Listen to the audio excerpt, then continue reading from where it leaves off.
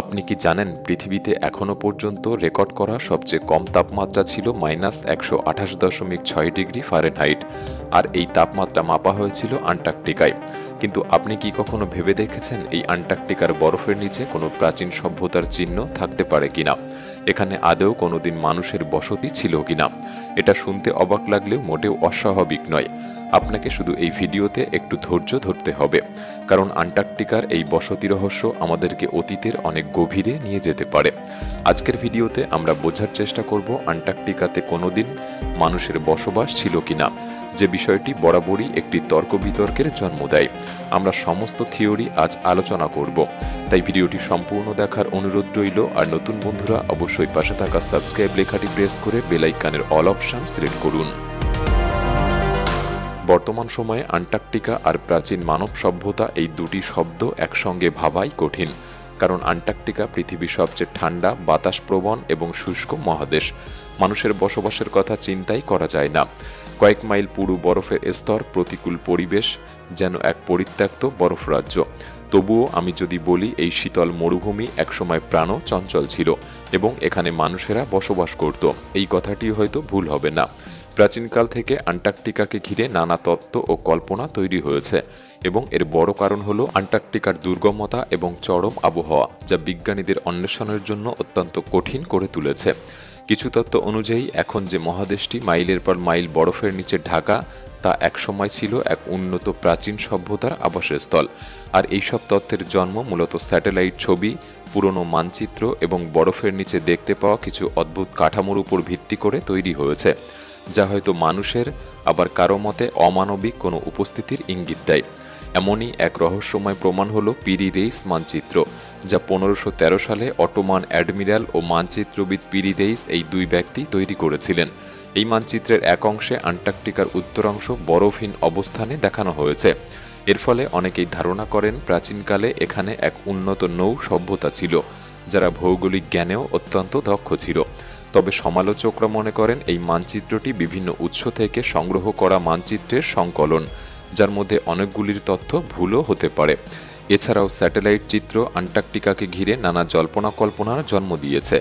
যেমন 2006 সালে Google Earth ব্যবহারকারীরা আন্টার্কটিকায় এক মুখের মতো গঠন দেখতে পান, যা অনেককে ভাবতে বাধ্য করে এটি কি কোনো হারিয়ে যাওয়া সভ্যতার নিদর্শন কিনা। কিন্তু বিজ্ঞানীরা বলেন এটি প্রকৃতির এক সাধারণ ভ্রান্তি, প্যারাইডোলিয়া, যেখানে মানুষ এলোমেলো জিনিসেও পরিচিত আকৃতি খুঁজে পায়। আরও কিছু তথ্য বলে বরফের নিচে দেখতে পাওয়া পিরামিড সদৃশ্য কাঠামোগুলি আসলে প্রাচীন কোনো ভিনগ্রহী সভ্যতার চিহ্ন হতে পারে। তবে এই ধরনের দাবি এখনও কোনো বৈজ্ঞানিক প্রমাণ পায়নি। তাহলে সত্যিটা কি? সত্যি কি একসময় এই প্রতিকূল পরিবেশে কোনো উন্নত সভ্যতা ছিল, নাকি এইসব শুধুই মানুষের কল্পনার ফসল? তাই এবার আমাদের যাত্রা শুরু করব আন্টার্কটিকার রহস্যময় বরফের গভীরে। আমরা সবাই প্রাচীন বিশ্ব নিয়ে কিছু না কিছু জানি, কিন্তু আন্টার্কটিকার রহস্য একটু অন্যরকম, আরও ঠান্ডা, আরও অদ্ভুত। কিছু তত্ত্ব আমাদের প্রাচীন সভ্যতা সম্পর্কে প্রচলিত ধারণা বদলে দিতে পারে।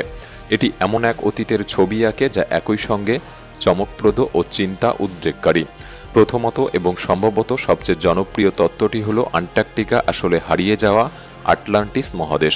এই তত্ত্বের অনুসারীরা মনে করেন প্রায় 12,000 বছর আগে পৃথিবীর ভূত্বকের স্থানচ্যুতি ঘটেছিল, যে ঘটনাটিকে চার্লস হ্যাপগুড 1950-এর দশকে প্রস্তাব করেছিলেন। তার মতে এই ঘটনায় আন্টার্কটিকা হঠাৎ করে একটি উষ্ণ অঞ্চল থেকে দক্ষিণ মেরুর বরফময় স্থানে চলে আসে। এতে আটলান্টিসের উন্নত সভ্যতা মাত্র কয়েক দিনের মধ্যে বরফের নিচে চাপা পড়ে যায়। তবে কিছু পিরামিড সদৃশ কাঠামো এখানে থেকে যায়। কেউ কেউ মনে করেন এগুলি সেই প্রাচীন সভ্যতার অবশিষ্ট হতে পারে। স্যাটেলাইট ছবিতে দেখা যায় কিছু গঠন মিশর বা মধ্য আমেরিকার পিরামিডগুলির সঙ্গে আশ্চর্য রকম মিল রাখে। তবে বিজ্ঞানীদের মতে এগুলি প্রকৃতির স্বাভাবিক ক্ষয় প্রক্রিয়া ও আন্টার্কটিকার বিশেষ বায়ুপ্রবাহের ফল। এরপর দ্বিতীয়ত ভিনগ্রহীদের উপস্থিতির তত্ত্ব। কিছু গবেষক দাবি করেন আন্টার্কটিকায় পাওয়া কিছু অস্বাভাবিক কাঠামো আসলে ভিনগ্রহীদের প্রযুক্তির অবশেষ বা কোনো প্রাচীন মহাকাশ ঘাঁটির চিহ্ন। এই তত্ত্বের সমর্থকেরা আন্টার্কটিকায় ইউএফও দেখার কিছু দাবি ও রহস্যজনক ঘটনাগুলির দিকে ইঙ্গিত করেন। তবে এই দাবিগুলি বিজ্ঞানের দৃষ্টিতে এখনও প্রতিষ্ঠিত নয়। এছাড়াও পিরি রেইস মানচিত্র এবং ওরন্টিয়াস ফিনিয়াস মানচিত্র নিয়ে নানা জল্পনা রয়েছে। এসব মানচিত্রে আন্টার্কটিকার উপকূল বরফমুক্ত অবস্থায় দেখানো হয়েছে, যা বোঝায় যে প্রাচীন মানচিত্রকারেরা হয়তো মহাদেশটি আবিষ্কারের অনেক আগেই এর সম্পর্কে জানতেন। তবে সন্দেহবাদীরা মনে করেন এইসব মানচিত্র আসলে অনুমান ভিত্তিক, যেখানে ভুল তত্ত্ব বা অন্যান্য ভূখণ্ডের বিভ্রান্তিকর চিত্র থাকতে পারে। পিরিরেইস মানচিত্রটি 1513 সালে অটোমান নৌ অধিনায়ক ও মানচিত্রবিদ পিরিরেইস অঙ্কন করেন। এতে ইউরোপ, আফ্রিকা এবং আমেরিকার কিছু অংশ অত্যন্ত নিখুঁতভাবে দেখানো হয়েছে, যা ওই সময়ের জন্য এই মানচিত্র তৈরি করা অবিশ্বাস্য। তবে মানচিত্রটির সবচেয়ে বিতর্কিত দিক হল এর দক্ষিণ অংশ, যেখানে আন্টার্কটিকার উত্তর উপকূলের মতো একটি ভূমি আঁকা হয়েছে, অথচ এটি আনুষ্ঠানিকভাবে আবিষ্কৃত হয় 1820 সালে। অন্যদিকে কিছু গবেষক দাবি করেন এই মানচিত্রে এমন কিছু পর্বতমালার উল্লেখ আছে যা আধুনিক ভূকম্পনে তৈরি হয়েছিল, তখন এই পর্বতগুলি ছিলই না। এমনকি দক্ষিণ আমেরিকার আন্দিস পর্বতমালার চিত্র এতে চমৎকারভাবে আঁকা হয়েছে, যা 16 শতকে আঁকা অবিশ্বাস্য। তাহলে তারা কি দুজনেই টাইম ট্রাভেলার ছিলেন? তবে সমালোচকরা মনে করেন মানচিত্রের এই বিশদ চিত্র আসলে বিভিন্ন উৎস থেকে সংগৃহীত তথ্যের সংমিশ্রণ, যেখানে কিছু ভুল বা অতিরঞ্জন দৃশ্য থাকতে পারে। তবে বিতর্ক যাই থাকুক না কেন, পিরিরেইস মানচিত্র ইতিহাসের এক গুরুত্বপূর্ণ দলিল।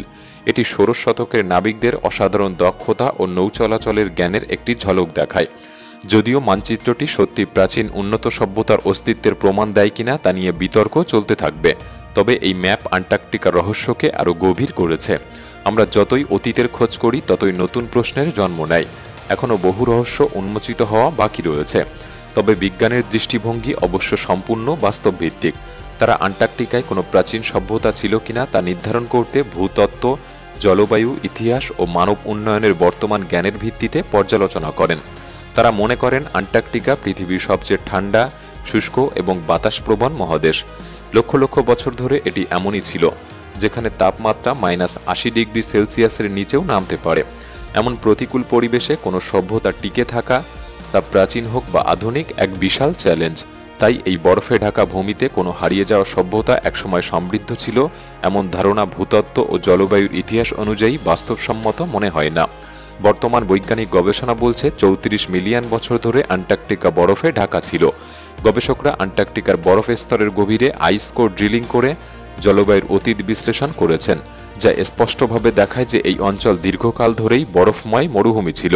তাহলে প্রশ্ন ওঠে, যদি মিলিয়ন বছর ধরে এটি এমনই থেকে থাকে, তাহলে এখানে আদৌ কোনো প্রাচীন সভ্যতা কিভাবে থাকতে পারে? কিন্তু এই পর্যায়ে বিজ্ঞান যদি সঠিক হয়, তাহলে মানবজাতির বিবর্তন ও অভিবাসনের সময়রেখা ভুল প্রমাণিত হবে। বিজ্ঞানীদের মতে আধুনিক মানুষের উদ্ভব প্রায় 3 লক্ষ বছর আগে, এবং আমাদের পূর্বপুরুষেরা আফ্রিকা থেকে অভিবাসন শুরু করেন তার প্রায় 70 বছর আগে। তাহলে ধরা যাক কোনোভাবে তারা আন্টার্কটিকা পর্যন্ত পৌঁছেছিল। তাহলে আন্টার্কটিকা যদি প্রথম থেকেই এত দুর্গম হয়, সেই চরম প্রতিকূল পরিবেশে টিকে থাকা তাদের কার্যত অসম্ভব ছিল। মানুষ তাহলে জন্মই হতো না পৃথিবীতে। তবে বিজ্ঞানীরা এইসব অপ্রচলিত ধারণাকে অবিশ্বাস্য মনে করে। কিছু গবেষক আন্টার্কটিকার গভীর বরফ স্তরের কয়েক কিলোমিটার নিচের আইস কোর অ্যানালিসিস করে কিছু অদ্ভুত তত্ত্ব খুঁজে পেয়েছে, যে নমুনাগুলি হাজার হাজার বছরের জলবায়ু ইতিহাস সংরক্ষণ করে রেখেছিল। আন্টার্কটিকা জলবায়ুর অতীত সম্পর্কে তারা মনে করে আন্টার্কটিকা সবসময় বরফে ঢাকা ছিল না। একসময় এটি ছিল সুপার কন্টিনেন্ট গন্ডোয়ানার অংশ, যা দক্ষিণ গোলার্ধে অবস্থিত ছিল। ফসিল রেকর্ড বলে যে 180 মিলিয়ন বছর আগে এই মহাদেশ ছিল উষ্ণ ও প্রাণসম্পদে সমৃদ্ধ। এখানে ছিল নানা গাছপালা ও প্রাণী, যা বোঝায় জলবায়ু তখন অনেক বেশি সহনশীল ছিল। কিন্তু গন্ডোয়ানা ভাঙতে শুরু করলে আন্টার্কটিকা ধীরে ধীরে দক্ষিণ মেরুর দিকে সরে যেতে শুরু করে। প্রায় 34 মিলিয়ন বছর আগে এটি দ্রুত ঠান্ডা হতে শুরু করে, যার ফলে স্থায়ী বরফের স্তর গঠিত হয়। যদিও জলবায়ুর পরিবর্তনের ফলে কিছু সময়ের জন্য বরফের বিস্তার কমতে বা বাড়তে পারে, তবে সামগ্রিকভাবে এটি লক্ষ লক্ষ বছর ধরে বরফে ঢাকা রয়েছে। কিছু গবেষণায় বলা হয়েছে ভূ উষ্ণতা এবং পৃথিবীর কক্ষপথ পরিবর্তনের ফলে আন্টার্কটিকার কিছু অংশ অতীতে বরফ মুক্ত বা উষ্ণ হতে পারে। তবে সেই সময়কাল ছিল মানবজাতির জন্মের অনেক আগে।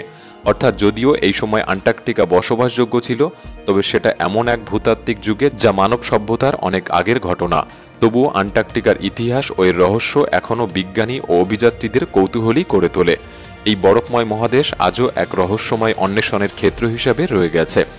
আপনার কি মনে হয়? আপনার গুরুত্বপূর্ণ মতামত আমাদের কমেন্ট বক্সে লিখে জানাতে পারেন।